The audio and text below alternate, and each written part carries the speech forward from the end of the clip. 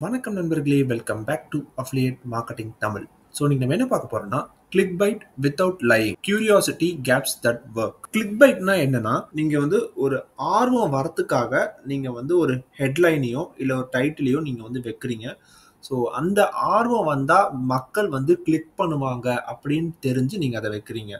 But இதுல ஒரு சின்ன விஷயம் என்னன்னா, இது வந்து முக்காவாசி ஃபேக்கா இருக்கும், இல்ல வந்து மிஸ்லீடிங்கா இருக்கும். ஒரு விஷயம் வெளிய இருக்கும், உள்ள பார்த்தா இன்னொரு விஷயம் இருக்கும்.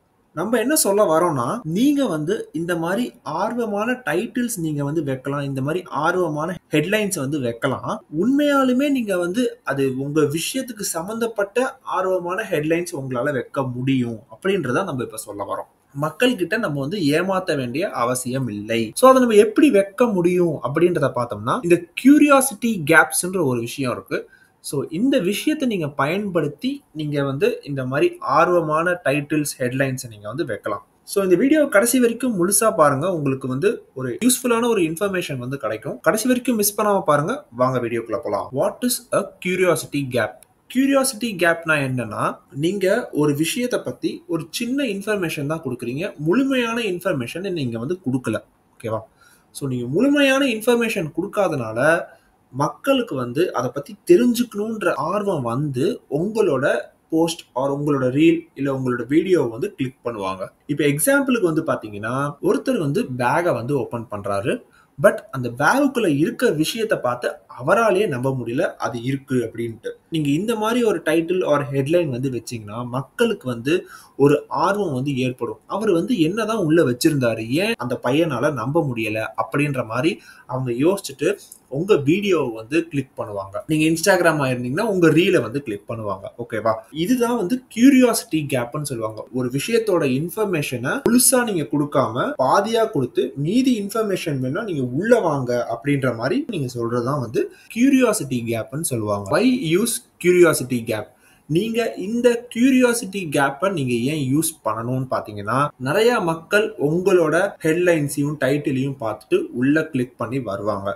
உங்களோட போஸ்ட்லயோ இல்ல உங்களோட வீடியோலயோ மக்கள் வந்து நிறைய நேரம் பார்த்து அதை ரீட் பண்ணி அதை வந்து படிச்சு என்னன்றத ஃபுல்லா பார்ப்பாங்க. நீங்க உண்மையா இருக்கிறதுனால உங்க மேல வந்து ஒரு ட்ரஸ்ட் வந்து கண்டிப்பா பில்ட் ஆகும். நீங்க உள்ள வந்து ஒரு போரிங்கான கண்டென்ட்டை வச்சுட்டு வெளியே வந்து நான் சொன்னா நீங்க இந்த விஷயத்த நம்ப மாட்டீங்க அப்படின்ற மாதிரி ஒரு டைட்டில் ஆர் ஹெட்லைன்ஸ் எல்லாம் கொடுக்காதீங்க. உள்ள வந்து இன்ட்ரெஸ்டிங்கா இருந்துச்சுன்னா நீங்க வெளியே இன்ட்ரெஸ்டிங்கான ஹெட்லைனை வந்து கொடுங்க. ஃபார் எக்ஸாம்பிள் வந்து இந்த விஷயம் வந்து என்ன வந்து 10,000 rupees ஏர்ன் பண்றதுக்கு ஹெல்ப் பண்ணுச்சு அப்படின்ற மாதிரி கூட நீங்க சொல்லலாம். இது வந்து ஒரு எக்ஸாம்பிளுக்கு சொல்றேன். ஸோ உங்க விஷயம் என்னவோ நீங்க அதுக்கு தகுந்த மாதிரி நீங்க வந்து யூஸ் பண்ணிக்கோங்க. 5 ஈஸி கியூரியாசிட்டி ஐடியாஸ். ஆர்வம் வரத்துக்கு ஒரு நல்ல ஒரு 5 ஐடியாஸ் நான் சொல்றேன். இதை முடிஞ்சா உங்களோட நீஷில் நீங்க வந்து யூஸ் பண்ணிக்கோங்க.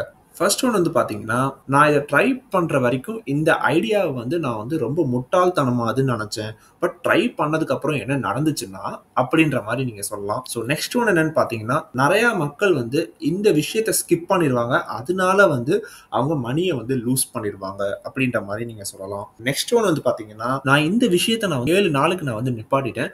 ஸோ இதுக்கப்புறம் எனக்கு என்ன நடந்துச்சுன்னா அப்படின்ற மாதிரி நீங்க வந்து ஒரு டைட்டில் ஆர் ஹெட்லைன் நீங்க வந்து கொடுக்கலாம். நெக்ஸ்ட் ஒன் என்னன்னு பாத்தீங்கன்னா, எல்லாருமே என்ன தப்புன்னு சொன்னாங்க. பட் நான் சொன்ன விஷயம் தான் எனக்கு நடந்துச்சு அப்படின்ற மாதிரி நீங்க ஒரு டைட்டில் ஆர் ஹெட்லைன் வந்து கொடுக்கலாம். நெக்ஸ்ட் ஒன் வந்து பாத்தீங்கன்னா, ஒரு சின்ன ட்ரிக்னால ஒரு வாரத்துல நான் வந்து ஒரு 5 மணி நேரம் நான் வந்து சேவ் பண்ணிட்டேன் அப்படின்ற மாதிரி ஒரு டைட்டில் ஆர் ஹெட்லைன் நீங்க வந்து கொடுக்கலாம். ஸோ இந்த ஐடியாஸ்லாம் வந்து மக்களை வந்து நீங்க என்ன அடுத்து சொல்ல போறீங்கன்ற ஒரு விஷயத்த வந்து தூண்டும். அதுக்கு பேர் தான் ஆர்வம்னு சொல்லுவாங்க. ஸோ அந்த ஆர்வத்தை தூண்டும்.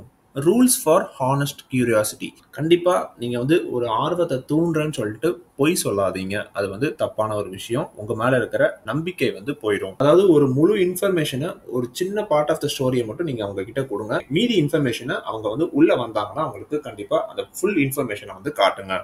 எப்பயுமே ஒரு விஷயத்தை நீங்க முன்னாடி தம்ப்நெயில்ல வச்சுட்டு அவங்க உள்ள வரும்போது ஒண்ணுமே இல்லாம இருக்காம அவங்க கிளிக் பண்ணாங்கன்னா நீங்க ஏதாவது ஒரு வேல்யூ வந்து கண்டிப்பா கொடுங்க. உள்ள வந்ததுக்கு அப்புறம் மக்கள் வந்து பார்த்துட்டு அவங்க என்ன சொல்லணும்னா, எனக்கு இதை பத்தி எனக்கு இன்னும் நிறைய விஷயம் தெரியணும், நீங்க வந்து எனக்கு இதை பத்தி நிறைய இன்னும் போடுங்க அப்படின்ற மாதிரி சொல்லணும்.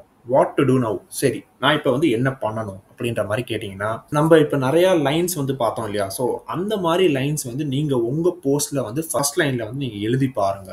ஒரு 2ல இருந்து ஒரு 3 டைட்டில வந்து நீங்க வந்து சூஸ் பண்ணி அதை வந்து யூஸ் பண்ணி பாருங்க. அது நிறைய வியூஸ் கிடைக்குதா என்னன்றதை நீங்க வந்து யூஸ் பண்ணி பாருங்க. உண்மையா இருக்கதே உங்களால வந்து எக்ஸைட்டிங்கா மாத்த முடியும். கண்டிப்பா இந்த கியூரியாசிட்டி வந்து ஒர்க் ஆகும். பட் நீங்க ஸ்மார்ட்டாவும் ஹானஸ்டாவும் நீங்க வந்து இதை வந்து யூஸ் பண்ணணும். ஸோ இந்த வீடியோ உங்களுக்கு கண்டிப்பா யூஸ்ஃபுல்லா இருக்கும்னு நம்புறேன். ஸோ இதே மாதிரி உங்களை இன்னொரு நெக்ஸ்ட் வீடியோல வந்து பார்க்குறேன். தேங்க்யூ ஃபார் வாட்சிங். Have a great day.